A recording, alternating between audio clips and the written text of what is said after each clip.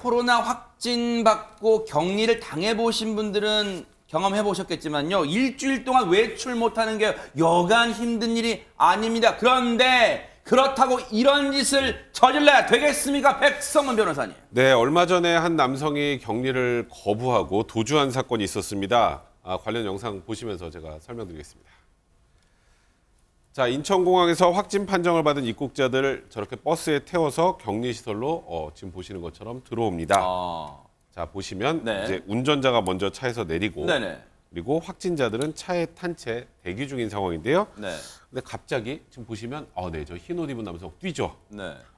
갑자기 호텔 반대 방향으로 격리시설이 아닌 반대 방향으로 뛰기 시작합니다. 아하. 말 그대로 격리를 피해서 지금 도주하고 있는 겁니다. 지금 격리시설에 일주일간 격리를 당해야 되는 거인데 지금 격리 당하는 게 싫다고 지금 저렇게 현장에서 도주하는 거예요. 그러면 허주연 변호사님? 맞습니다. 저 남성 중국에서 입국한 중국인인데요. 아하. 입국장에서 확진 판정 받고 격리하지 않아서 바로 도주를 한 모습이었습니다. 네. 사건은 지난 3일 밤 10시 4분쯤 발생을 했는데요. 인천시 중구 영종도 한 호텔 인근에서 이 40대 중국인 남성이 격리를 거부하고 도주를 한 건데 이 남성 도주했던 그날 단기 체류 비자를 발급받은 상태에서 중국에서 출발한 여객기를 타고 아내랑 같이 인천공항 제1여객터미널로 입국을 한 상태였는데요. 입국장에 PCR 검사를 받잖아요. 네. 거기서 코로나19 양성 확진 판정을 받은 거예요. 그리고 임시생활시설인 해당 호텔에서 일주일 정도 그러면 격리를 하게 됩니다. 그래서 격리장으로 이동을 했는데 방역버스가 격리 호텔 주차장에 주차를 하고 한 6분 정도 이 숙소 배정이나 이런 절차 진행을 위해서 머무르는 시간이 있습니다. 네. 그 대기 중에 그 짧은 시간에 차량에서 내려서는 저렇게 달아난 건데요. 네. 버스 내 현장에는 질서유지 요원들이 있기는 했지만 너무 갑자기 발생한 일이어서 안타깝게도 도주를 막지 못했던 사건입니다. 아니 그러면 저렇게 격리를 거부하고 현장에서 도주한 저 중국인 남성 하재근 평론가님 도주한 이후에 어디로 갔어요? 혹시 뭐 한국에 지인이 있거나 친척이 있거나 그런 거예요? 저 남성이 저렇게 영종도 호텔에서 도주를 한 다음에 300m를 이동했습니다. 네. 300m 이동해가지고 거기서 택시를 탄 거예요. 아하. 택시 타가지고 택시 안에서 전화로 서울 중구에 있는 호텔을 예약을 했습니다. 어머. 그래서 서울 중구로 이동을 하다가 자신의 부인이 또 있었는데 부인을 부른 거예요. 아하. 그래서 서울 중구 호텔에서 부인하고 만나가지고 어허. 거기에 투숙을 했는데 네. 이틀 동안 투숙을 했습니다. 아하. 그래서 또 문제는 거기에 가만히 아내만 있었던 것이 아니라 몇 차례에 걸쳐서 외출도 했다고 합니다. 세상에 저 남성을 빨리 검거해야 되는 이유가 지금 말씀 들으셨죠?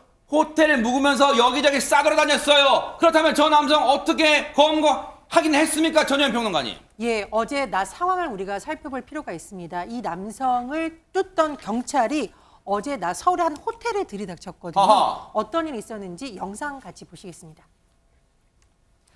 한 호텔 앞에 경찰차가 도착하고요. 예, 경찰들이 지금 나오고 있습니다. 네. 그리고 경찰들이 객실에 올라왔다가 다시 나오는데 자세히 보시면 흰옷을 입은 채 어정쩡하게 걷고 있는 사람, 저 사람이 바로 도주했던 중국인 남성입니다. 아하. 이 남성 경찰에 일단 검거됐고요. 인천 영종도의 한 호텔로 다시 압송이 됐습니다. 3일날 도주를 했으니까 어제 검거가 됐으면 이틀 만에 그래도 비교적 신속하게 검거가 된 것 같아요. 백성 변호사님. 그런데 쉽진 않았습니다. 아하. 병력 42명이 이제 투입이 됐고요. 그래요? 경찰 병력.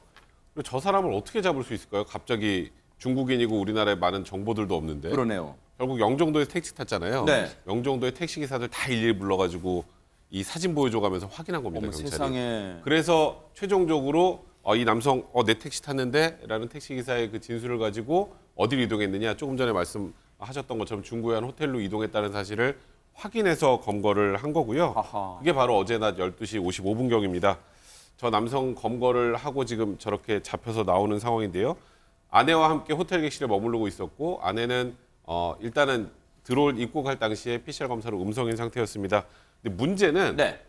그냥 와서 이틀 동안 한 객실에만 있었으면 또 문제가 아닌데, 아까 바깥에 돌아다녔다고 했잖아요. 네. 심지어 객실도 한번 바꿨습니다. 그래서 이 해당 호텔도 방역에 비상이 걸린 상황입니다. 지금 발칵 뒤집혔을 것 같은데 하재근 평론가님, 대체 저 남성은 한국에 그럼 무슨 목적으로 들어온 거예요? 저 남성이 2018년부터 2019년까지 우리나라에 5차례 입국한 기록이 있는데 그래요? 그때 서울 강남의 한 성형외과에서 성형 수술을 했다고 합니다. 그런데 이번에도 입국 서류에 보면 입국 목적이 의료 목적이라고 기재가 돼 있다는 거예요. 그래서 이번에도 혹시 성형외과 방문이 목적이 아니냐 그런 추정이 나오고 있는 건데 네. 근데 어쨌든 그 해당 병원에는 이번에는 아직까지는 아하. 방문하지 않았다고 합니다. 이른바 성형 관광을 하러 왔었던 과거 경험이 있었던 것 같아요. 그런데 저렇게 도주한 거 말고도 이 격리된 걸 거부하고요. 도주한 거 말고도 또 뻔뻔한 행동이 있다면서요, 백승원 변호사님. 이 사람을 잡는데 오래 걸린 이유가 있습니다. 어허. 지금 중국에서 한국에 입국하는 사람들은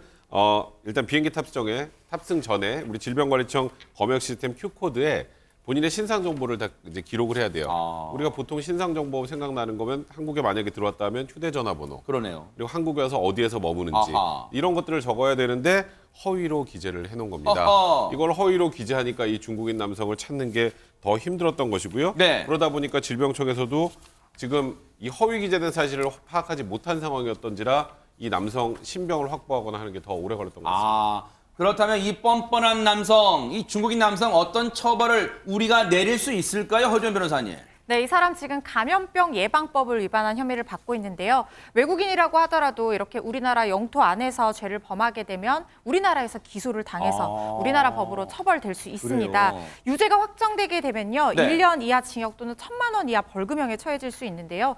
여기에 더해서 강제 출국 조치 또 일정 기간 동안 한국에 입국하는 것을 제한당하는 그런 조치를 받을 가능성도 있습니다. 중대본은 오늘 이 법과 원칙에 따라서 엄하게 처벌하도록 하겠다 입장을 밝혔고 그런데 지금 제일 중요한 건 확산 우려잖아요. 그렇죠. 그런데 지금 일주일 격리 기간이 끝나야지 뭐 도주 경로나 이런 것들을 추가로 확인을 할 수가 있기 때문에 경찰 관계자에 따르면 앞으로 추가 조사를 할 계획이라고 하고요. 네. 또 방역 당국 관계자에 따르면 이렇게 후속 조치, 예를 들면 뭐 형사 고발이라든가 강제 출국 조치 네. 이런 것들 어떻게 진행할지 여부는 출입국 또 외국인청과 보건복지부 등과 협의 중인 상태라고 합니다. 어디 건방지게 대한민국 땅에서 이런 짓을 저질러요. 방역 당국 얘기 들어보시고 이어가 보도록 하겠습니다.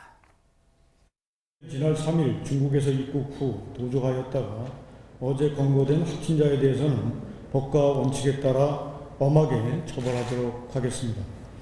정부는 앞으로도 국내의 방역 상황을 예의주시하면서 해외 입국자 대상 방역 조치가 빈틈없이 시행될 수 있도록 하겠습니다. 저 뻔뻔한 남성 다행히 검거는 됐는데 느닷없이 이게 지금 관심을 모으고 있다면서요, 전현 평론가님. 예, 도주했다가 체포된 이 중국인 남성 임시 격리 시설은 호텔로 다시 압송이 됐잖아요. 네. 그 과정에서 찍힌 사진이 SNS에서 굉장히 화제라고 합니다. 뭘까요? 이 남성의 뒷모습 보면 네. 흰색 옷 위에 메이드 인 차이나 영어로 써 있습니다. 네. 그리고 한자로 크게 무적 써 있습니다. 메이드 인 차이나. 나 중국 사람이라는 거 은연중에 신원을 밝히는 것 같고 무적하면 나 대적할 사람이 없어 이런 뜻이니까 일본 네티즌들이 보고 좀 어이가 없다 저러니까 잡히지라고 씁쓸한 웃음을 지었다고 하는데 네. 일각에서는 또 그런 반응도 나온다고 해요. 중국 누리꾼들이 저걸 보면서 이거 나라 망신 아니냐 그러겠죠, 네. 이런 비판이 나온다고 있고 격리되기 싫으면 도대체 외국에 왜 갔느냐 안 갔으면 됐지 않느냐 네. 한국에 갔으면 한국의 통제에 따라야 된다 이런 의견도 있었고요.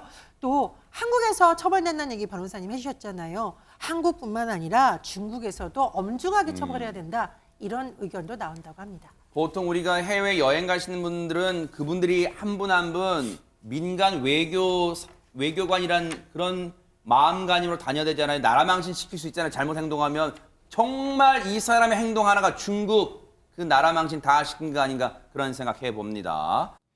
보고 계십니까? 대박 사건. 네, 안녕하십니까? 김명준입니다. 여러분과 함께하는 뉴스파이터. 다양한 소식과 뉴스를 보고 싶으시면 화면 오른쪽을 꾹 눌러 구독해 주시길 바랍니다. TV로도 유튜브로도 여러분께 한 발 더 다가가겠습니다. MBN 뉴스와 뉴스파이터를 사랑해 주셔서 고맙습니다.